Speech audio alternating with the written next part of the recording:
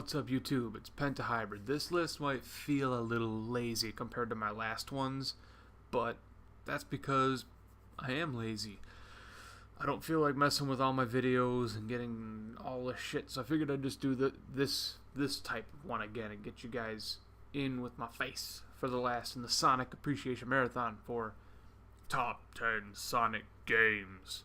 Alright, so what would get a game on this list? A game that would be on this list is any game from the Sonic series that either has some serious replay value for me, a game that I can go back to over and over again and never get sick of, games that aren't, there's a couple of them on here that would seem like there aren't really a full, okay, there's one on here that wouldn't really seem like it has a full kind of thing you can do for like a story, like beating it per se. I mean, you can beat it, but it's more of just fun. I guess one of the biggest factors of why any game would be on this list is just nostalgia. I mean, and you'll be able to tell, I mean, anybody who knows me who watches this could easily tell from my top 3 that nostalgia is a big reason why they're on here. And if you've watched any of my videos, anything I've ever put up, you probably already know what number 1 is. If you've been paying attention, it's very easy to guess what number 1 is. There's no surprise there. So we're going to jump right in with number 10. Sonic the Hedgehog 4. Both episodes 1 and 2. It's one game to me. Why Sonic 4? Because Sonic 4 did what the first 3 games did, except way later with better graphics. It was basically like you were playing a remastered version of the first 3 that was different. There were different zones, different bosses. It was a new Sonic game, but with the old Sonic formula, and I loved that. It felt really smooth, really clean when you were playing. The bonus zones, the special stages were awesome. I was really torn that they didn't make it on my top 5 special stages. And so we're going to jump into number 9 now. Number 9 is an old favorite of mine. This was something that I played on PC. It was, I mean, I played it a little bit on the consoles, but I mainly played it on PC, and that's Sonic 3D Blast. Sonic 3D Blast was hella fun. It didn't feel very much like a Sonic game, but it was fun. You pretty much just ran around collecting coins, crushing robots, badniks like you usually did, collecting flickies, and then bringing them to the escape. But it felt different. It felt fresh and felt new compared to some of the other Sonic games. It was more of an adventure than it was like a side-scroller. It had clever boss fights. It had really clever level design when you go into that like top-down 3D kind of environment. I'm saying quite a bit, but I don't matter. It doesn't matter to me.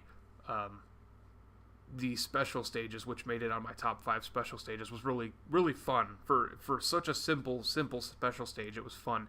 It took Sonic 2 special stage and actually made it good, which was the only downfall of Sonic 2, was the special stages. They didn't feel, until like 4 to 8, or 4 to 7, excuse me, in Sonic 2, none of the special stages felt real, but all of the special stages in Sonic 3D Blast felt like they were fun, like you were gonna, I don't know, and then always looking for Knuckles or Tails to actually enter the special stage. We're gonna jump into number 8. This will surprise me. This surprises me that it made it higher than the other 2, but Sonic Adventure. A classic for the Dreamcast, and one of my favorite games for the Sega Dreamcast. I played the game so much, and I know a lot of players, some of my friends have played the second one, like Adventure 2 Battle. They played that, and they loved it, and they loved the Chow Garden and all of this stuff, and the dark and light stories, but Adventure without, it's actually a sequel to Adventure. So without playing Adventure, you really don't, you might think you do, but you really don't have a grasp on what's going on. Knuckles' story, his origin story is explained very, very deep in that game, as well as like Tikal. There's a lot of story within that game where, you know, the second one kind of bears mostly on Shadow and Eggman. But Adventure had some interesting things they did with it, with the mini games. It had some really fun racing sections. It had some really cool levels, and the cutscenes were above and beyond for, you know, 2000 or 99 or 98. I think it was not. It wasn't a later Dreamcast. It was an early Dreamcast title, so it was probably 98 or 99. I think. Number 7. Sonic Spinball. This is the one I mentioned earlier about how it didn't really have a full kind of like, I need to beat it. It was just, let's play Spinball. It was just fun. It was Sonic as a pinball. Sonic as a pinball. There's no real explanation I need to go into here. If you like pinball, that's awesome. If you like Sonic level design, Sonic Spinball. The boss fights at the top of the levels, the toxic caves, which was easily probably one of the hardest first levels in a Sonic game. I know a lot of players that have been playing Sonic Spinball for years and still have a hard time getting past the toxic caves because after you collect the second Chaos Emerald, the barrels don't stay in the same spot anymore. They move around in the acid, and it becomes very, very precise timing to actually fall into the barrel then. I'm pretty good at the toxic caves, but I had to be because I love the mini game after that. The boss is really easy. The Spider Badnik, or the Spider Eggman, you just bounce around in his tail. That's all you do. It's easy. Really easy boss fight, about 5 seconds to kill him. Back in the day, even back in the day when I first started playing it, he was really easy, but it's just a great game. Just a great game. That one, I believe, made it on my top 10 or top 5 special stages as well. Number 6, Sonic Generations. Now, this is one that I thought I never played before because there had been a lot of Sonic games that came out over the last few years. I ended up remembering that this was one that I did play. I never beat it. That was the thing, is I never beat it, so I didn't really remember it too much. But Generations was fun as hell. Generations felt like it was supposed to be a collision of old and new Sonic, and it was. It felt like that. It felt like you were bouncing around between like Adventure and Adventure 2 and DX, back to like CD and 2 and 3 and 1. It felt alive. The story was awesome with how the time anything with time travel rocks. I don't need to explain that. And yeah, the two Robotniks bitching at each other for about 2 minutes really just sold the game, because Robotnik is going to be one of the greatest villains in gaming. 40 years from now, he's still going to be right up there in the top 5. It's not going to change. But that game just felt really fresh. It took the old Sonic and new Sonic, and instead of battling against each other, it just put them together. And really, if you're conflicting, that's all you really can do, is just be like, fuck it. People like the old Sonic, people like the new Sonic. Let's give them both. Sonic 3 is going to be the number 5 spot. Sonic 3 was awesome, and it's going to be weird for people out there listening, because the 5 and 4 spot are actually technically the same game. I don't think they're the same game. They were supposed to be the same game. Yes, blah, blah, blah. But they weren't the same game because they didn't have enough space on the cartridge, so they released them separately. So it's Sonic 3 on Angel Island, and then there's Sonic and Knuckles. Not Sonic 3 and Knuckles. Read your history, people. They were supposed to be the same game. They're considered the same game, but they were released as separate games. So Sonic 3 gets the 5 spot, and Sonic 3 was awesome. To really describe why Sonic 3 is the best, I really just only need to say to you guys, Carnival Zone, Ice Cap Zone. But there's a little more than that. I mean, the game was just basically Sonic 2 and Sonic 1, the formula with different zones and different badniks. It was just a fun game. It's really hard to describe the classic ones except for like a nostalgia feel, and that's one of them that had a nostalgia feel because I played that when I was a kid. Number 4, Sonic and Knuckles.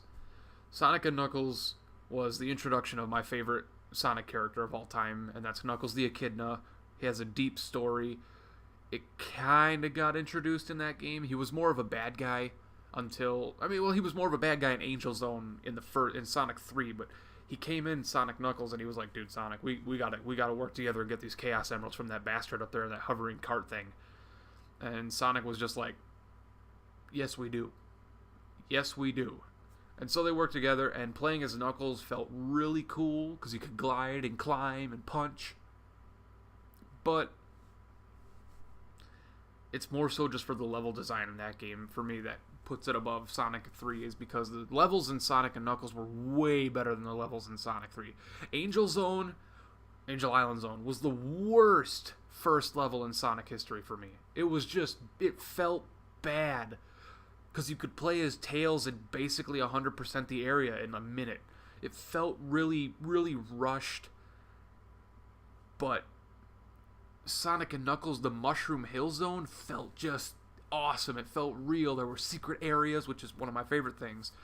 It felt really cool because there were areas you had to climb as Knuckles, and then there were areas you had to speed around as Sonic. It was really cool.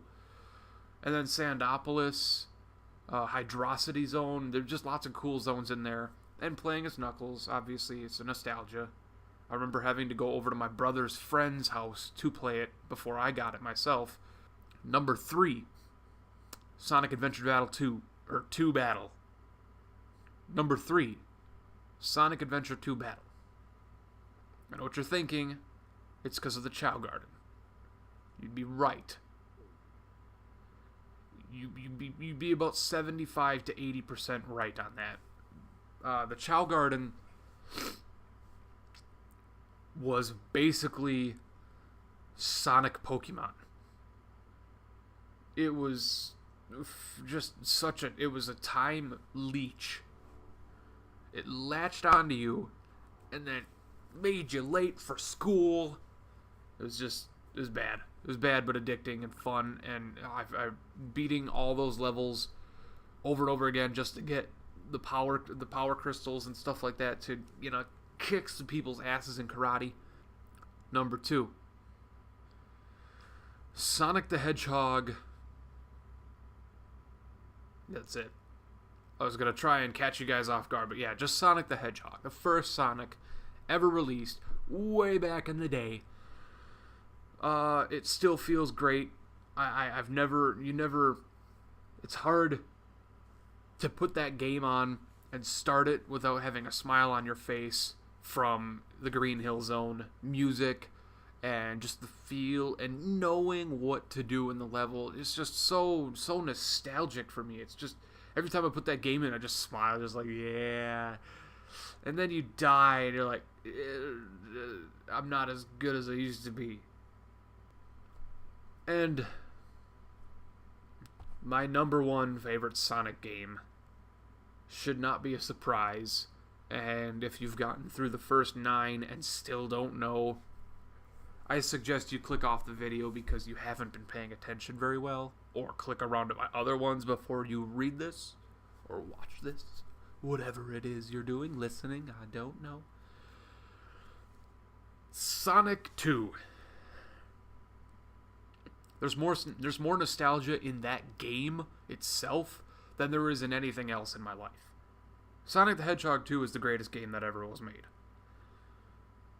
Arguably for some people, not for me. Not for me. It's yet to be toppled.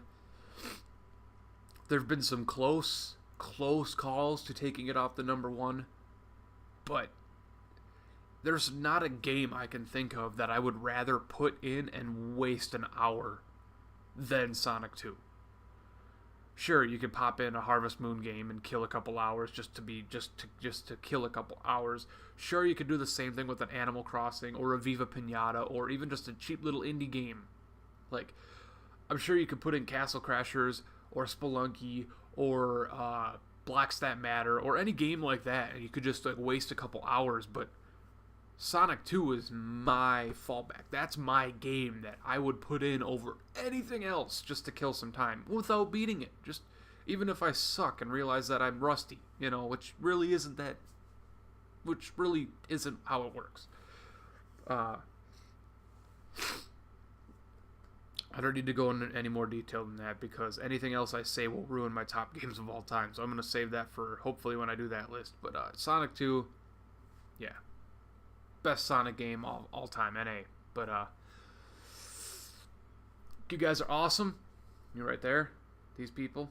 You guys are freaking fantabulous. Fantabulous. Oh yeah. But anyway, I'm going to hop off here. And I'm going to continue recording SteamWorld Dig because I got so much. I want to play it. And I can't play it without recording.